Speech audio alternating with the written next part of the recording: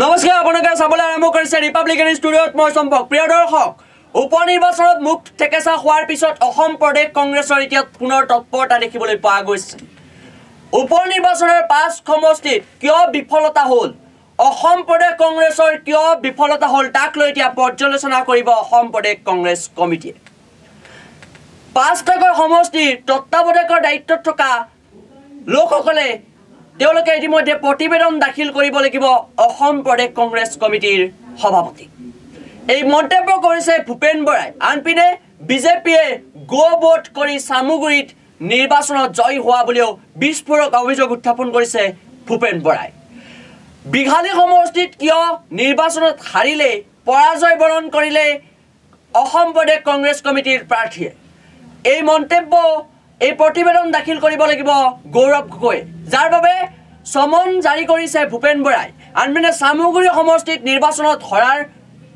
উদ্দেশ্য কি এই বিষয়ে প্ৰতিবেদন দাখিল কৰিব লাগিব ৰকিবুল হুছেইনে যাৰ বাবে সমন জাৰি কৰিছে ভূপেন বৰাই আজিৰ দিনটোৰ এটা ডাঙৰ খবৰ যে ভূপেন বৰাই সমন জাৰি কৰিছে এপিচিচিৰ কেইবাগৰাকীও নেতালৈ 5 সমষ্টিৰ নিৰ্বাচনত কিয় মুখ ঠেকেচা খাব লগা হ'ল অসম প্ৰদেশ কংগ্ৰেছে তাক লৈ আজিৰ দিনটোত ভূপেন বৰাই মন্তব্য কৰিছে তাক লৈ ইতিমধ্যে পৰ্যালোচনা কৰিব 5 সমষ্টিত নিৰ্বাচনত হৰাৰ কাৰণ কি আৰু তাৰ বাবে ইতিমধ্যে সমন জাৰি কৰিছে তত্ত্বাৱধায়কৰ দায়িত্বত থকা বিভাগীয় ব্যক্তিসকললৈ এআইডিএফৰ ভোট কিয় বিজেপিয়ে পালে সামুগুৰিত তাক লৈ ইতিমধ্যে পৰ্যালোচনা কৰিব বুলি ইতিমধ্যে ভূপেন বৰাই মন্তব্য কৰিছে আমি প্ৰথমে আপোনালোকক গ্ৰাফিক্স প্লেটৰ সহায়ত জনোৱাৰ চেষ্টা কৰিছো অসম প্ৰদেশ কংগ্ৰেছে ইতিমধ্যে মুখ ঠেকেচা হোৱাৰ পিছত উপনিৰ্বাচনত পুনৰ তৎপৰ হোৱা দেখিবলৈ পোৱা গৈছে নিৰ্বাচনত জিকিবলৈ সামুগুৰিয়ে গো ভোট কৰিছিল বিজেপিয়ে এই মন্তব্য বিস্ফোৰক অভিযোগ এপিচিচি সভাপতি ভূপেন বৰাৰ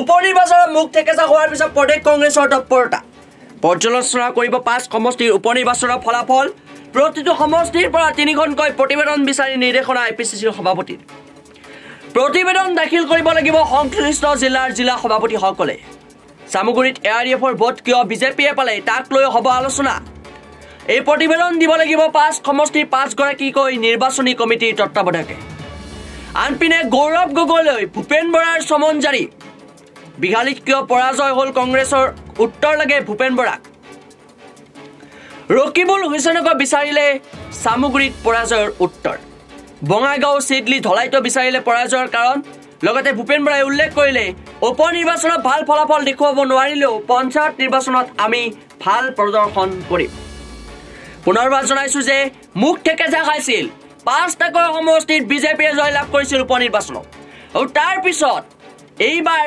সক্ৰিয় হৈছে তৎপৰ হৈছে এপিচিচিৰ সভাপতি ভূপেন বৰা এপিচিচিৰ সভাপতি ভূপেন বৰাক এতিয়া উত্তৰ লাগে 5 সমষ্টিত হৰাৰ কাৰণ কি 5 সমষ্টিত মুখ ঠেকেচা কিহৰ বাবে এপিচিচিয়ে খালে ইয়াৰ উত্তৰ লাগে এতিয়া সভাপতি ভূপেন বৰা যাৰ পৰিপ্ৰেক্ষিতত বিঘালীৰ দায়িত্বত থকা গৌৰৱ গগৈলৈ ইতিমধ্যে সমন জাৰি কৰিছে ভূপেন বৰাই আনপিনে সামুগুৰিৰ দায়িত্বত থকা ৰকিবুল হুছেইনলৈ সমন জাৰি কৰিছে ভূপেন বৰাই পৰাজয়ৰ উত্তৰ লাগে দুটাকৈ সমষ্টি নিৰ্বাচনৰ দিন ঘোষণা হোৱাৰ দিনৰ পৰা দুটাকৈ সমষ্টি চৰ্চাত আছিল সেয়া হ'ল বিহালী আৰু সামুগুৰি আৰু দুটা সমষ্টিৰ উত্তৰ বিচাৰি সমন জাৰি কৰিছে ভূপেন বৰাই আন 3টা সমষ্টি ক্ৰমে বঙাইগাঁও চিডলি ধলাইৰো উত্তৰ লাগে কিয় পৰাজয় বৰণ কৰিলে কংগ্ৰেছ প্ৰাৰ্থীয়ে লগতে ভূপেন বৰাই উল্লেখ কৰিলে উপনিৰ্বাচনত ভাল ফলাফল দেখুৱাব নোৱাৰিলেও পঞ্চায়ত নিৰ্বাচনত আমি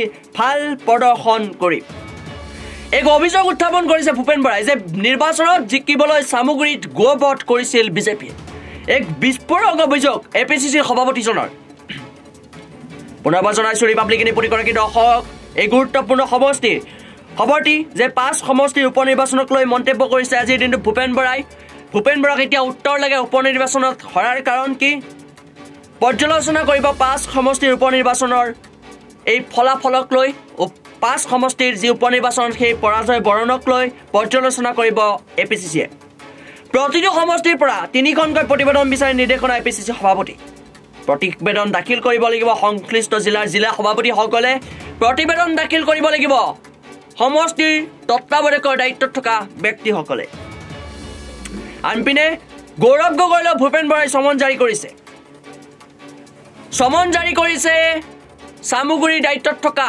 ৰকিবুল হুছেইনলৈ। ৰকিবুল হুছেইন গৌৰৱ গগৈ এতিয়া উত্তৰ দিব লাগিব বিহালীত হৰাৰ কাৰণ কি। আনপিনে চামুগুৰিত হৰাৰ কাৰণ কি সেই বিষয়বস্তুক লৈ উত্তৰ দিব লাগিব ৰকিবুল হুছেইনে। গৌৰৱ গগৈ উত্তৰ দিব লাগিব বিহালীত হৰাৰ কাৰণ কি। আনপিনে উপ নিৰ্বাচনত ভাল ফলাফল দেখুৱাব নোৱাৰিলেও পঞ্চায়ত নিৰ্বাচনত ভাল প্ৰদৰ্শন কৰিব বুলি মন্তব্য উল্লেখ কৰিছে APCCৰ সভাপতিজনে। আমাৰ এটা মন্তব্য আছে, আমি আপোনালোকক মন্তব্য শুনাব বিচাৰিছো এই মুহূৰ্তত।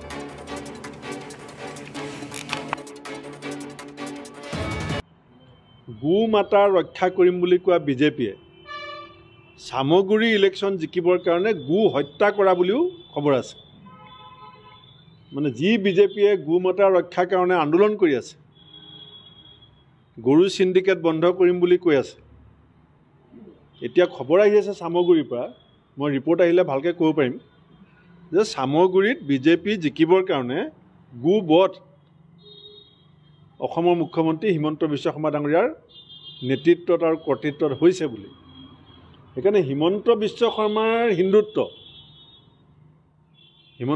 শৰ্মাৰ ডাঙৰীয়াৰ হিন্দুত্বৰ সংজ্ঞা চামগুৰিৰ ৰিজাল্টৰ যিটো আমাৰ ৰিপৰ্ট আহিব, আমি তাত পৰ্যালোচনা কৰাৰ পাছত আপোনালোকক ভালকৈ ক'ব পাৰিম।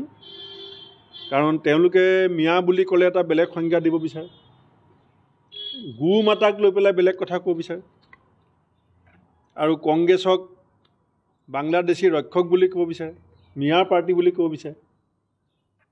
গতিকে হিমন্ত বিশ্ব শৰ্মাৰ হিন্দুত্বৰ আৰু মিয়াৰ ক্ষেত্ৰত তেওঁৰ যিটো ৰাজনৈতিক স্থিতি, সেইটো চামগুৰিৰ পৰা যিটো আমাৰ ৰকিবুল হুছেইন ডাঙৰীয়া বা নগাঁও জিলা কংগ্ৰেছৰ সভাপতি বা আমাৰ যিসকল APCCৰ তত্ত্বাৱধায়ক তেওঁলোকে যিটো ৰিপৰ্ট দিব, তাত এই কথাখিনি মই অসমৰ ৰাইজক আপোনালোকৰ জৰিয়তে ৰাজহুৱা কৰিম।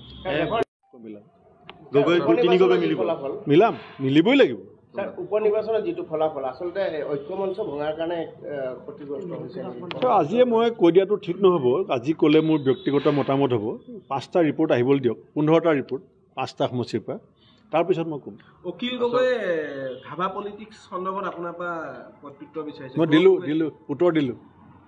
26ৰ বাবে কেনেধৰণে ৰণকৌশল কৰিব, যিহেতু এতিয়া ইমিডিয়েটলি আমাৰ পঞ্চায়ত নিৰ্বাচন, এতিয়া চৰকাৰেও অনানুষ্ঠানিকভাৱে কৈ আছে, আৰু আচলতে পঞ্চায়ত নিৰ্বাচনৰ পাতাৰ সময় উকলি গ'ল।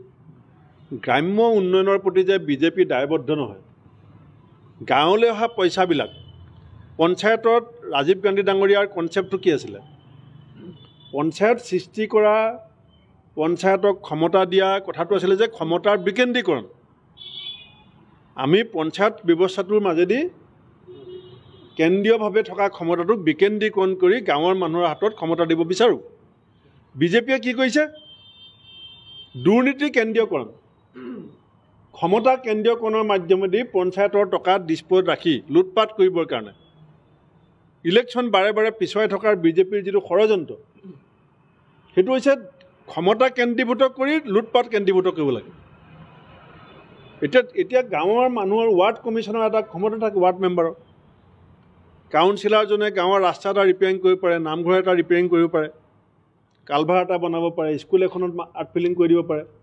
এতিয়া কোনো গ্ৰাম্য ক্ষমতা বিকেন্দ্ৰীকৰণৰ গোটেই ধাৰণাটোক বিজেপিয়ে ধূলিচাত কৰি ক্ষমতা কেন্দ্ৰীভূত কৰি গাঁৱলৈ অহা পইচা দিছপুৰত লুটপাট কৰিবৰ কাৰণে বিজেপিয়ে পঞ্চায়ত নিৰ্বাচনটোত লাহে লাহে আজি হ'ব কালি হ'ব বুলি কৈ পিছুৱাই নি আছে। যিমানে পিছুৱাই নি আছে সিমানে পঞ্চায়তৰ নামত অহা টকা পইচাখিনি তেওঁলোকে লুণ্ঠন কৰাত এটা সুযোগ, কাৰণ চোৱা মানুহ নাই, এতিয়া কোৱা মানুহ নাই, আপুনি গমেই নাপায় BDO অফিচত কি হৈ আছে, কাৰণ আমাৰ প্ৰতিনিধিয়ে নাই। গতিকে এতিয়া বিজেপি MLA, বিজেপি মন্ত্ৰী, বিজেপি অফিচাৰ চবেই মিলি পঞ্চায়তৰ গ্ৰাম্য উন্নয়নৰ যিটো লুটপাট, সেই লুটপাট শেষ কৰিবৰ কাৰণে আমাক পঞ্চায়ত নিৰ্বাচন পাতিবই লাগিব। আৰু পঞ্চায়ত নিৰ্বাচনৰ কাৰণে কংগ্ৰেছ দল আমি সাজু হৈছোঁ। আমি উপ নিৰ্বাচনতো আপোনালোকে দেখিছিলে যে জয় পৰাজয় যিয়ে নহওক ৰাইজৰ মুখত এই কথা ওলাইছে যে কংগ্ৰেছে তীব্ৰ প্ৰতিদ্বন্দ্বিতা আমি কৰিছিলোঁ, কিন্তু উপ নিৰ্বাচনত আমি যি নহওক পঞ্চায়ত নিৰ্বাচনত যে আমি ভাল ফলাফল দেখুৱাম সেই কথা আমি নিশ্চিত হৈ আছোঁ। পঞ্চায়ত অকল 5টা উপ নিৰ্বাচনৰ পিছতে এতিয়া যিসকল তত্ত্বাৱধায়ক আছে তেখেতসকলৰ পৰা প্ৰতিবেদন বিচাৰিছে APCCয়ে, এই সন্দৰ্ভত কি ক'ব? উপ নিৰ্বাচনৰ যিটো সামগ্ৰিক ফলাফল সেই সম্পৰ্কত এটা বিশ্লেষণ কৰাটো নিতান্তই আমাৰ কাৰণে প্ৰয়োজন। ওপৰে ওপৰে আমি এইটো কথা বুজি পাওঁ যে আপুনি গোটেই ভাৰতবৰ্ষত যদি চাই দেখিব চৰকাৰ থকা ফালেই ৰিজাল্টটো যায়। এতিয়া কৰ্ণাটকত আমাৰ কংগ্ৰেছ চৰকাৰ, তাত 3খন সমষ্টিত উপ নিৰ্বাচন হৈছিলে, তাত 2জন মুখ্যমন্ত্ৰী ল'ৰাই আমাৰ বিৰুদ্ধে খেলিছিলে, কিন্তু আমি কংগ্ৰেছ জিকিছোঁ। মেঘালয়ত এই কি কয় NPP জিকিছে, NPP চৰকাৰ আছে। অসমত বিজেপি বা সন্মিলিত শক্তি জিকিছে, কিন্তু আমি সেই কথাটোতে শান্ত থাকিব বিচৰা নাই। আমি 3 তৰপীয়া এটা ৰিপৰ্ট বিচাৰিছোঁ। আমাৰ যিসকল আহ্বায়ক 5গৰাকী জ্যেষ্ঠ নেতাক আমি দায়িত্ব দিছিলোঁ, তেওঁলোকে এটা ৰিপৰ্ট দিব আছুতীয়াকৈ। আৰু 5গৰাকী জিলা কংগ্ৰেছৰ সভাপতিক আমি কৈছোঁ যে সাংগঠনিক কি দুৰ্বলতা আছিলে, কিয় আমি এই পৰ্যায়ত থাকিলোঁ। আৰু APCCৰ পৰা আমি ভাইচ প্ৰেছিডেণ্ট, জেনেৰেল ছেক্ৰেটাৰী যিসকলক দায়িত্ব দিছিলোঁ তেওঁলোকক এটা দিবলৈ দিছোঁ। 4 তাৰিখৰ ভিতৰত আমি ৰিপৰ্টখিনি পাম। তাৰপিছত মোক AICCয়ে মাতিছে, 4 তাৰিখৰ পিছত AICCত গৈ গোটেই আমাৰ পৰ্যালোচনা যিটো ৰিপৰ্ট হ'ব সেইটো দাখিল কৰিম। বিহালী পৰাজয়ৰ বাবে গৌৰৱকৈ দিব লাগিব। আমি 5গৰাকীকে কৈছোঁ। 5গৰাকী যি আমাৰ 3গৰাকী MP, আমাৰ জাকিৰ হুছেইন চিকদাৰ আছিলে, প্ৰাক্তন মন্ত্ৰী অজিত সিং ডাঙৰীয়া আছিলে, আৰু আমাৰ জিলা কংগ্ৰেছৰ সভাপতি, চবকে কৈছোঁ। চামগুৰিত যি কংগ্ৰেছৰ পৰাজয়, তাৰপিছতে ভৱিষ্যত অন্ধকাৰ বুলি এটা চৰ্চা চলিছে কংগ্ৰেছৰ। চাওক, চামগুৰিৰ পৰা যে ৰিপৰ্ট বিচাৰিছোঁ, মই ৰিপৰ্টটো অহাৰ পাছত ভালকৈ ক'ব পাৰিম, কিন্তু যিটো মোৰ গুৰিত খবৰ আছে